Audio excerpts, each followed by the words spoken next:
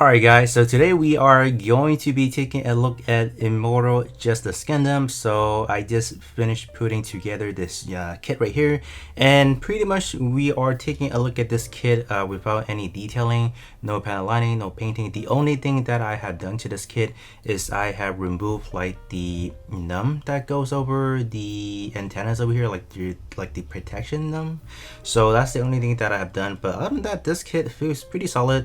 It's definitely continuing the trend of just for the Seed Freedom, like all those kits, they have been pretty exceptional so far. Even though I don't personally own the other one except for Rising Freedom, but yeah, these are continue to to be pretty good, pretty solid in terms of the detailing. Like, you pretty much have everything for this kit. Like, if you are like a beginner gunpla builder, for example, I think this is a pretty good kit to pick up because you can pretty much walk away with just a straight build and it will look amazing on your shelf already. Just a few detailing could make it better, but if you don't feel like you want to go through the whole process of detailing this kit, I think this is pretty good already. Let me show you guys the sticker sheet that this kit comes with, and this is pretty much it. So there are three sections that has the sticker usage. We have the eyes, we have like the camera lenses, and the rest of them are for the weapons. So we have the shield. So even these, you don't normally see them because if the shield is folded, like you don't have the binder side open, like you won't even see the white section. So for the shield wise, you can probably get away with that. And then for the rifle, it has these red trimming, and that's pretty much it. So compared to Rising Freedom, this is definitely a ease in terms of the stickers. So for those that may not like sticker, for example, this kit does not have a lot of those. So majority of the detailing is through actual plastic parts, so that's actually pretty good. But if you ask me if there is something that I do want to nitpick about, is probably, I want to say, the chest area. So these four dots right here are kind of like a sensor, right, in a sense. So technically they should have been blue, kind of like a, I don't know, like a metallic blue, for example. So that's the only section I feel like I could nitpick about. But other than that, like, everything else looks pretty clean, yeah. So I think that's pretty much a walkthrough of just the kit itself. So let's actually get on to the articulation itself. Taking a look at the head can move up and down like follow, but the antenna up top could be a little bit loose, so do be careful when you are moving the head. And you can obviously rotate 360 degrees, no problem. Take a look at the arms. We can move this forward, so you do have kind of a great articulation moving forward. You can raise this all the way up, and as far as the rotation back here, you can, but you will have to move the arm out of the way so you don't bang into the wings. You can rotate down below. Bend is over 180, just a little bit under 180 actually, but pretty good right there. The forearm, you actually do have double joint in here as well, so you can kind of rotate, kind of swivel just a little bit. So it's not actually a kind of like a ball joint, it's just like a peg that pegs into, and it simulates kind of like what a ball joint can do. So that's actually pretty neat. The chest continues to have pretty exceptional articulation, or just movement in general. First of all, you can bring this forward, so you can have a pretty good ab crunch right there. Backward, not so much. It's actually none, you can kind of say. Yeah, not much. Side to side, you have this much. Same thing on the other side, so pretty good. Looking at the waist, the side skirt can move all the way up like this. You can actually choose to separate it if you want to. Back skirt is fixed, so you cannot really do anything to it, so that's kind of unfortunate. Side skirt wise, you can raise it just like this, or you can remove the whole thing if you want to. But if you take out these beam saber or boomerang, you do have maybe a little bit more range to it, but they do come out a little bit loose, unfortunately, but it will stay on there. So moving down to the legs, we can obviously rotate right here. Whoops. And then we can actually swing this forward when we move this side skirt or the front skirt forward. So that's pretty much all you can get at the moment, until what you can actually do, you guys can see there is kind of like a sliding mechanism right here. What you can do, you can actually drop the whole leg section a little bit further. So This is how it looks like side by side. With this drop, you can actually get more range right here. So this is what you could get now. As far as back wise, you don't really have that much either. It's still really limited because the back skirt does not move. But in terms of the splits, if you do want to do a split, the side skirt now will not get dropped. You guys can see, yep, this one is still here. Well, not really now, but you can see there's definitely a clear difference right there. As far as the actual bench, we do have pretty good range right there. That's not bad. The thruster right here is non-movable, so it's just sandwiched in between these two parts over here. And then coming down to the actual toes or the feet itself, just the toes. The guard right here does actually swivel, pretty nice. It's on a ball joint, so you guys can see right there. And then the toes can actually just drop down as follows.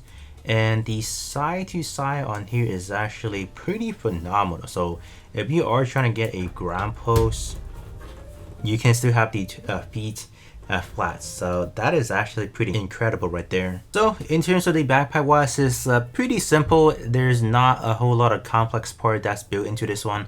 First of all, the nose cone just flops over like this. So during the transformation, we actually do have to separate these in order to get the head part in. So compared to the Rising Freedom, this is actually a little bit of a hassle compared to the Rising Freedom, unfortunately. And then this section just kind of rotate right here. So for, you know, a little bit of a better angle if we needed to. So we have that. This section also does rotate as well. So you can actually just rotate all three through if you needed to. And the wing itself, you can actually just rotate like this. So depending on how you have it situated, you can actually have it at a better angle if you needed to. And this section, you can actually move it as well. So I don't know why you would really need to move this one, but you can have the option as well. And then last but not least, we have some cannons in here. So this cannon is actually on a sliding mechanism, so you can actually pull the cannon forward. So I think during the mobile armor mode, you can actually just put this, just kind of have it forward so it simulate the cannon can, you know, is in action pretty much. So that's pretty neat. So we have that. So that's pretty cool. Oh, I guess during the mobile armor mode, you can have these section just kind of align forward. So it, for posability wise, it looks a little bit better. So we have that. And then the thrusters in the back, they are just one piece, so you cannot really move them at all. So that's pretty much it for the backpack itself. Accessory for the Immortal Justice is fairly simple. We have a simple beam rifle that looks something like this. And we have a shield that looks like this, and then that's pretty much it. And the other stuff that we have is a lot of beam effect parts. So these are for the beam sabers. And then these two are for the feet or the legs. And then lastly, we have another one for the shield. So let's actually see how they work. So starting off from the beam saber, yeah, it doesn't look like your traditional beam saber, but essentially it picks in as follows. So you do have these little notches that just kind of fits into here. So you actually do have to remove this part right here and then refit it as follows. So not really straightforward, but after that you can just put it onto Immortal Justice as follows. Let's actually get this on, and this is how that looks like. So they do have a pretty firm connection, so you wouldn't have to worry it being pretty, you know, loose or just flopping around here and there. So that looks pretty nice. And then let's actually get these up as well. So these are the beam effect parts that goes onto your legs, so similarly to your Infinite Justice as well. And then let's see how that looks like. So they peg onto the legs as follows. So I believe this section, the one that has kind of like an angle right there, will plug into the feet itself, right? Or no, it should be the other way then. All right, should be like this, and then this one will put into the toes right here. All right, let's kind of get this in. Perfect. So let me get the other one on as well. And if you were to put it in a pose, this is something you can actually pull off. So we actually did drop both the legs, so we just kind of pull those down, and this is the extent of what Immortal Justice can do with the full articulation. So that looks pretty badass right here for sure. So lastly, we have the shoe. So the shoe has this kind of effect part that plugs onto this section right here, and then these wings or binders falls out. So I don't quite recall in the movie did Shin actually deploy them how Kira did for his shoe, but essentially what I remember, he did use this just having it on mounted onto his arm and just stabbing people or just kind of jabbing at them. So this is something that you can kind of pull up. So you do have quite a movement of the shield on the arm as well, so you can have it kind of pointing at what kind of direction you want as well in a sense. But the one that I'm trying to do is trying to have it just the effect part is up front, so you can actually use it as a melee weapon as well. So pretty nice in a way. So you have that. So definitely don't pick a fight with Immortal Justice because there's too many close range weapon that this unit can use. Up next, let's transform the Immortal Justice into the flying mode or the mobile armor mode.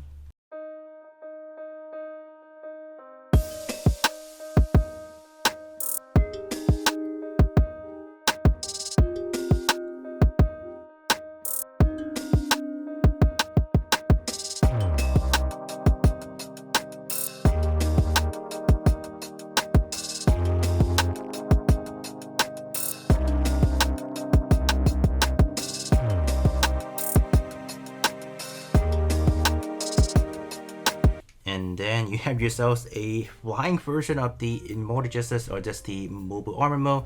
And honestly, I don't I don't know how you guys feel about this one, but me personally, I do feel like the mobile armor mode, same thing as the Rising Freedom, it just doesn't look that good, unfortunately, as it is. But it does have that feature, so we are going to take a look at that. So yep, just my stance on it. I don't really like it, so you guys can definitely let me know if you guys like the mobile armor mode as well.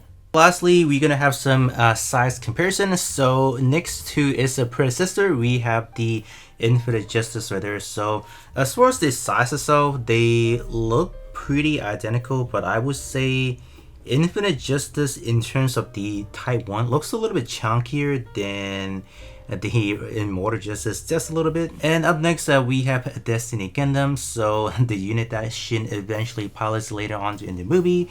And overall, in terms of the size, I think the height wise, they are pretty much the same. I think maybe Immortal Justice takes a little bit in the lead because of that antenna up top. Up next, we have the Rising Freedom. Obviously, in terms of my Rising Freedom, I am currently under maintenance for this unit. I'm actually just painting it, so we don't really have the wings. Those are actually being spray painted with just for the white section, so we don't have that, unfortunately. But you guys can see in terms of just adding a little more details, this will be the result. So if you guys do want to, this is a little bit of an improvement you can have for your Immortal Justice as well. And then the last comparison, we have the full armor unicorn NTD. So obviously any of the unicorn towers, any other unit that we are obviously looking at, I believe unicorn comes standing at 23 meters. One is in destroy mode, so it's obviously pretty evident that is way taller than the Immortal Justice. So for my conclusion, I feel that the Immortal Justice is a fairly solid and relatively easy kit to put together. Even if you do decide to straight build this kit, I think it will look phenomenal on your shelf because most of the detailings that you are seeing on the kit are already embedded with actual parts. If you do want to go that extra mile, maybe some light panelining will definitely bring out most of the kit for sure. The only thing I would say to look out for is when you are cutting the parts from the runner, do be careful for the red parts specifically because any of the darker parts, it is easy to leave a stretch mark when you are cutting through, so you do want to be careful when cleaning up so you don't leave yourself like just a fairly ugly markings on the part itself. But other than that, definitely overall just a very outstanding kit itself.